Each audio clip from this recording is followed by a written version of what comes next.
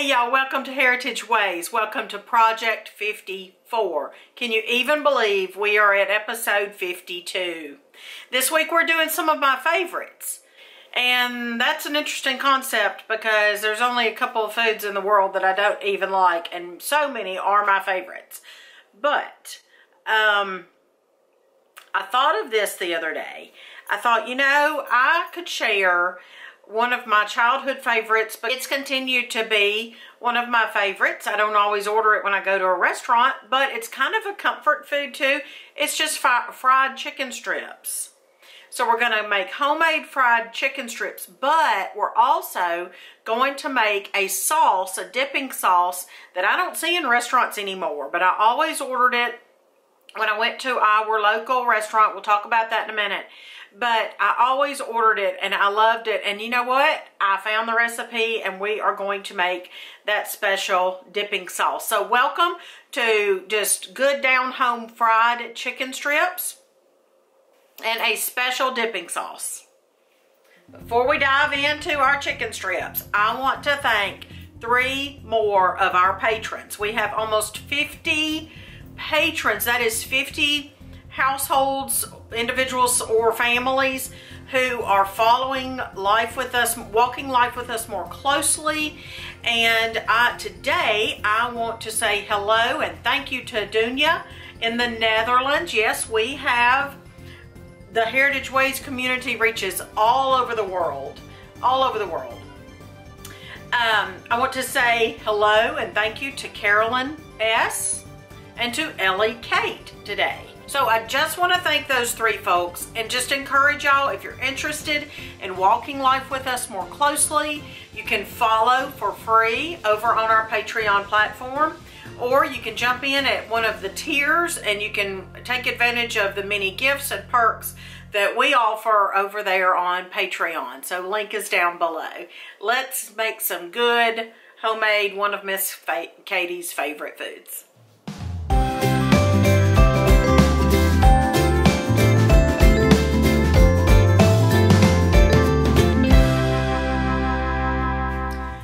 First thing we're going to do is to mix up my marinade, which is going to tenderize the chicken strips. So we have here about 4, well, it's a little over 3.5 pounds of chicken strips. And I chose this Sistema rectangular dish really to save money, so that way I don't have to use as much marinade and there's more surface area for the chicken to be in the marinade. So what I'm going to do is use buttermilk. You can leave the chicken in this overnight or an hour or 2. So quite frankly, I'm only going to leave this in probably an hour or 2 hours. But I'm just going to put some buttermilk. Now really you're going to have to just eyeball that. It looks like I used about, well, less than a quart. As a homemaker, the idea of showing hospitality means also to show it to members of your family. So try to think about that and think of how you can do something a little bit different to make your family more comfortable today. I don't want to use any more than I have to, right? I don't want to waste. So I'm going to put salt. That's probably ½ teaspoon. Okay, a teaspoon maybe. I don't have measurements for this because it's going to depend on how much chicken, and there's pepper. And here's a little bit of cayenne. Okay, a lot of cayenne. Some garlic powder.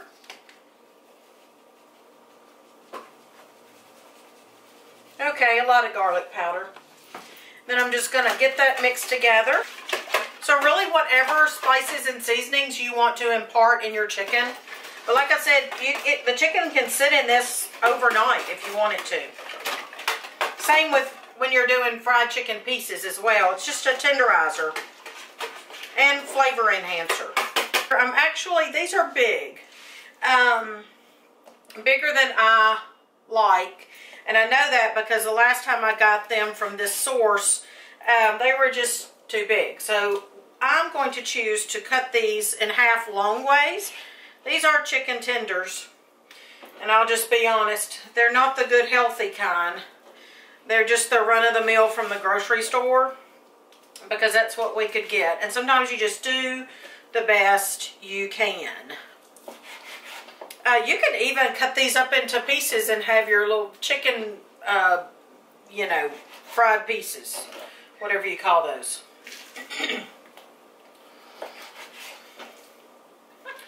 And I'll go ahead and just get this all submerged. So this was, like I said, a little over 3.5 pounds, 3.7 something. Everything is submerged. I'm going to put the lid on it and put it in the fridge for an hour or two. Okay, while my chicken is marinating, I'm going to mix up the sweet and sour sauce. Now, this is a sauce that I always enjoy. This is probably the reason I ordered fried chicken strips at Shoney's restaurant when I was younger, when I was growing up. We didn't have many restaurants in our town, and Shoney's Big Boy, I think it was called, was the, you know, the restaurant, the non-fast food restaurant. We had KFC and Pizza Hut. And later McDonald's came along, and so did Burger Chef. Burger Chef, good memories there. Anyway, so Shoney's is where I would order the fried chicken strips and either baked potato and french fries and the sweet and sour sauce. So I found a copycat recipe, but I'm actually tweaking that recipe too. So this is going to be my own recipe based on something that I found. We're going to start with 12 ounces of pineapple preserves. And I am going with 12 ounces because that is what the store had. So that's what I'm going to base my foundation recipe on, my foundation. 12 ounces, because I do remember that it had the pineapple pieces in the sauce. The next thing I'm going to add is a tablespoon of prepared horseradish. Now, this can be according to your taste. It can be a teaspoon, but Mr. Patient and I like horseradish, so I'm putting a tablespoon. And my spoon here is roughly a tablespoon, my soup spoon here. Okay? I'm going to add 2 tablespoons of honey.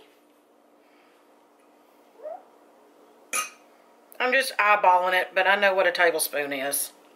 2 tablespoons of yellow prepared mustard. This already smells exactly like what I'm trying to achieve. The sweet and sour sauce. Y'all let me know down below. I'm super curious. So did you have a Shoney's? I know Shoney's is still out there. And I don't know if it's the same company as Frisch's Big Boy. I think it is. But you know, it's the big...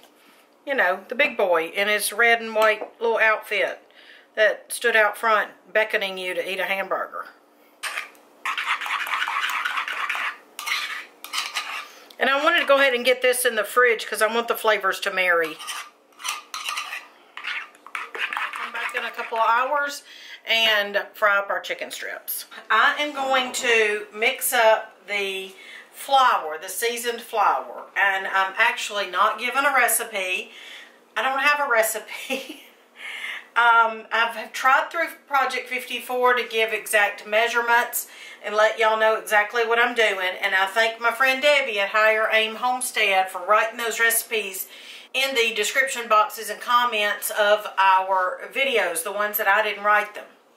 So she wrote them down for us and was kind enough to do that. This one, I'm just going to have to say season the flour the way you want it. Now, I do have a basic fried chicken strip recipe in my upcoming cookbook.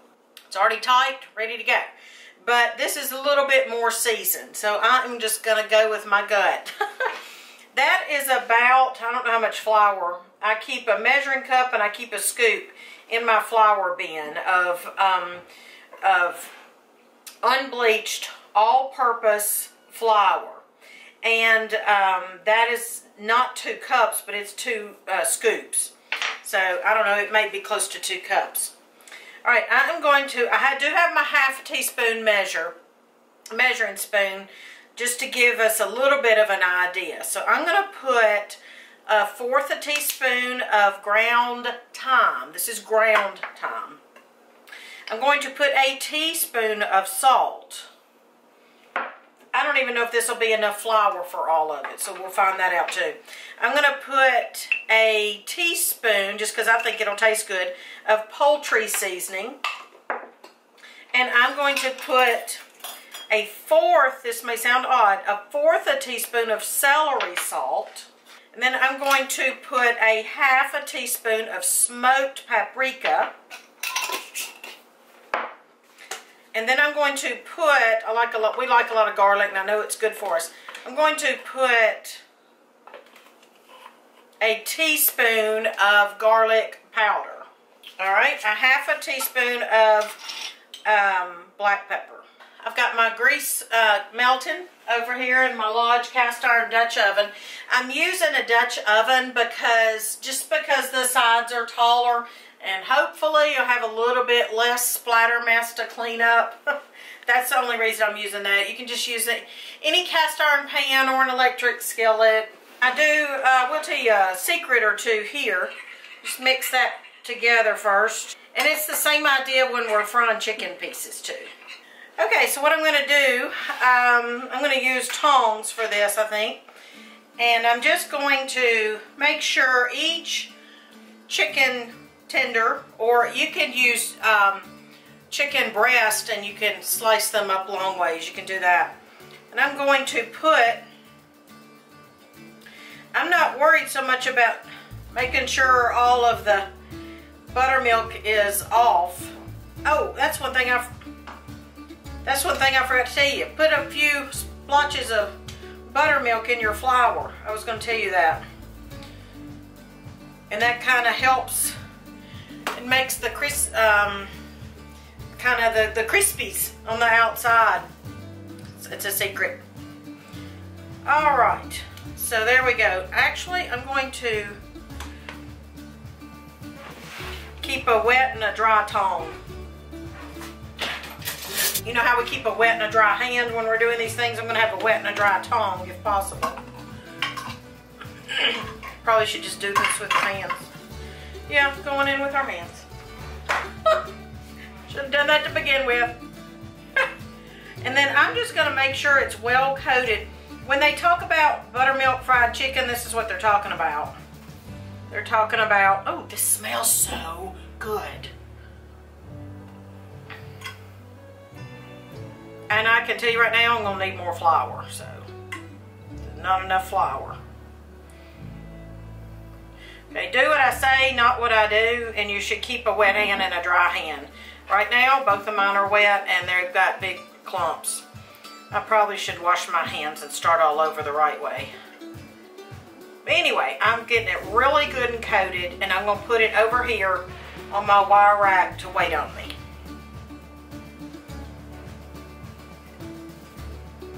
I don't want to knock the seasoning off, you know, when I'm doing this. Okay, let me just say that thyme and that poultry seasoning smells amazing, people. Amazing, my friend. Okay, it's not that I'm scared to, my dishwasher's running, excuse that. It's not that I'm scared to get my hands dirty. It's just that I don't want to waste a lot of the flour on my hands. So I'm trying to minimize the flour waste in here. So while you're watching this, why don't you take a second to type down below and let me know if you fry chicken, because I know that it can be messy, a messy endeavor, messy to clean up. So how do you fry it? Do you fry it at all? Do you fry it in a fryer? Do you fry it in an air fryer? Do you go out to get it, out to eat? There, I think that's going to be my answer right here. Just kind of use my spoon.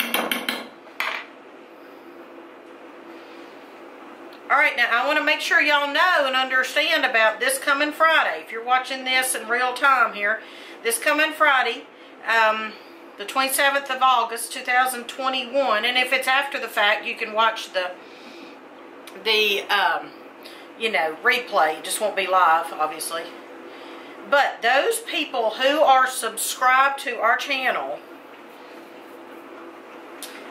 will be the only ones allowed to chat. Everybody can watch it. It's free to watch it. You just have to be subscribed to the channel if you want to chat or be in the running for the drawing. So make sure you're subscribed. It's going to be fun. I'm planning. We're not just going to, it's kind of, I've got it planned. I've roped Mr. Patient into helping me out with your comments and such. So I hope it'll be semi-organized but still have fun. And just talk about trivia, things that happened during Project 54, funny things, not funny things, behind the scenes stories and things. Y'all make sure, and I'm going to give away my first cookbook. It actually helps the coating to stick on better if you do this step right here, letting it rest for a second. So, so there you go. All right, we're going to head over to the grease. Now, I'm just going to tell y'all, today's video, like I've already said, is a little bit less of a tutorial and more of just from my heart cooking. I don't go taking the temperature of oil. I know a lot of people do. That's fine. That is fine. That's safe and all that jazz. But a lot of us cooks don't need to do that to know if it's ready. I've got this wooden dough bowl, actually, but what we actually use it for is when we put our fried foods in it. And I got that off of the discount table at Lehman's hardware store or non-electric store, whatever. Lehman's here in Ohio, back before they added on all those big buildings they have now. So that was in their original building. It was on the markdown table because it's got one little thing out of it. Y'all, I'm all about markdowns and bargains. All right, we're going to see if our oil is ready. And see what happens if I put, okay, it's ready. All right. And I'm just going to monitor it with my eyes. You're welcome to use a thermometer if that's what you want to do. I'm just going to fry it on one side and gently turn it on the other. When I put it in, I'm going to put it away, you know, put the oil away from me. I'm not going to just drop it in and let it splatter on. Like so. See, like that. Oh, y'all hear it.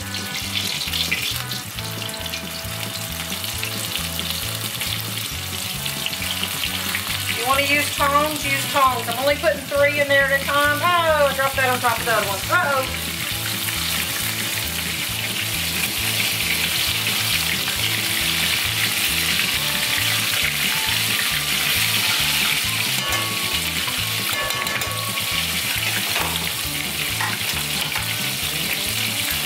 Couple of things to know.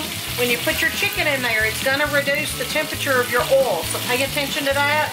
You also don't want it too hot or it's going to burn the outside and the inside's not going to be cooked. That reminds me of an embarrassing story, something that happened when I catered, so I'm going to run and write that down so I'll have that story for Friday night's after party.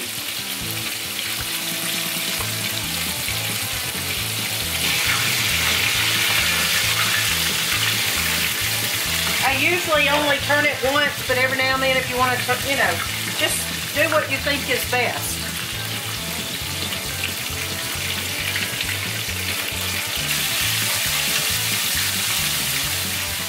Okay, I'm still frying. He just got home from work. Mr. Patient, if you haven't met my friends.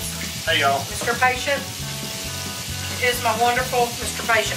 I meant to tell you that as anything that you fry, typically you would need to put a light coating, a light salting over it as it comes out of the fryer, as you take things out of the fryer. That helps to add a layer of flavor. Okay, I've still got some more frying because it's a job to fry. It is, and it makes a mess everywhere. It does, which is why I told him I tried to, well, say it's everywhere, but I tried to minimize it by the Dutch oven instead of a smaller skillet. This, Mr. Patient, is just, I want to say it's basic, but like I doctored up the buttermilk and I doctored up the flour. And no. You don't doctor stuff up. I do. So, but look, this is, did you ever get the sweet and sour sauce with the chicken strips at Shoney's? Shoney's Big Boy or whatever the franchise was. I don't remember if I did. I was probably getting the salad bar. Oh yeah, he likes a good salad bar. Or the hot fudge cake. For supper? Eat dessert first. That sounds good. We need to bake that sometime. Yeah. Woo, okay, look, let's, I didn't show you the whole frying process of all that because the camera overheated, and today I don't blame it. What's the temperature out there? 100 million degrees? Too doggone hot. Woo, okay, we're going to taste this in this sweet and sour sauce. You too. Oh. Here, I've got little bitty pieces here that but get whatever you want. Get a hump. Get a hump.